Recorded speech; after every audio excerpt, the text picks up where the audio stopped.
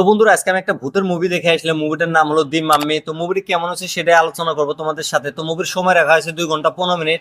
তো মুভির কাহিনীর কথা যদি বলি, মুভির স্টার্টিং এ দেখায় একটা বাচ্চা মেয়ে কিডন্যাপ হয়ে যায়। তারপর তার মা বাবা পুলিশের কাছে কমপ্লেন করে, বহুত খোঁজাখুঁজি করে, পায় না। তারপর তার মা বাবা আশা ছেড়ে দেয় যে তার মেয়ে বাইসে আছে বলে। তারপর খবর আসে একদিন 8 বছর পর যে তোমার মেয়ে বাইসে আছে, একটা তাঁবুতের ভিতরে আছে। তো সে সেখানে যায়, যাওয়ার পরে তার মেয়েকে দেখে, তার বডিটা এমন ভাবে পচে গেছে। তো সে সিনে যদি তোমরা দেখো, তোমরা ভয় খেয়ে যাবে। আমি নিজে ভয় খেয়ে গেছিলাম ভাই। কিন্তু জিন্দা ছিল ভাই, কিন্তু তার বডির ভিতরে অন্য আত্মা কবজা করে নিছিল। তারপর তার বডিটাকে বাড়িতে নিয়ে আসে, দেখাশোনা করে।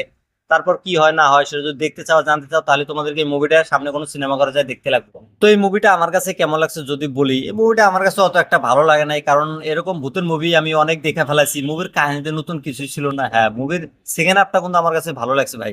মুভির ফার্স্ট হাফের কথা যদি বলি, মুভির ফার্স্ট হাফটা আমার কাছে অত একটা ভালো লাগে নাই। মুভির কাহিনী বিল্ড আপ হতে বহুত সময় লেগে গেছে। হ্যাঁ, সেকেন্ড হাফটা আমার কাছে টপ ক্লাস লাগছে ভাই। কারণ সেকেন্ড হাফে যেভাবে হরর সিঙ্গেলা দেখানো হয়েছে, মেন করে লাস্টে যে ক্লাইম্যাক্সটা দেখানো হয়েছিল না ভাই, অসাধারণ ছিল ভাই।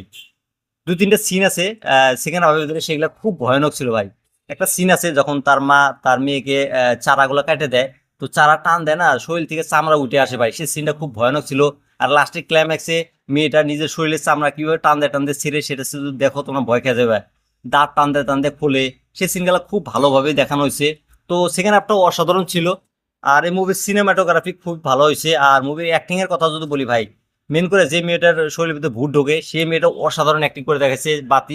বাকি যতগুলো ছেলে ছিল বা অ্যাক্টর ছিল, তারা ঠিকঠাক ভালো অ্যাক্টিং করছে। মুভির হিন্দি ডাবিংও খুবই ভালো হয়েছে, মুভির ডাইরেকশন ভালো। ভূতের সিনগুলা খুব ভালোভাবে দেখানো হয়েছে, ভয় পায় মাঝে মাঝে। আর যেগুলো ব্রুটাল সিন দেখানো হয়েছে, খুব ভালোভাবে দেখানো হয়েছে।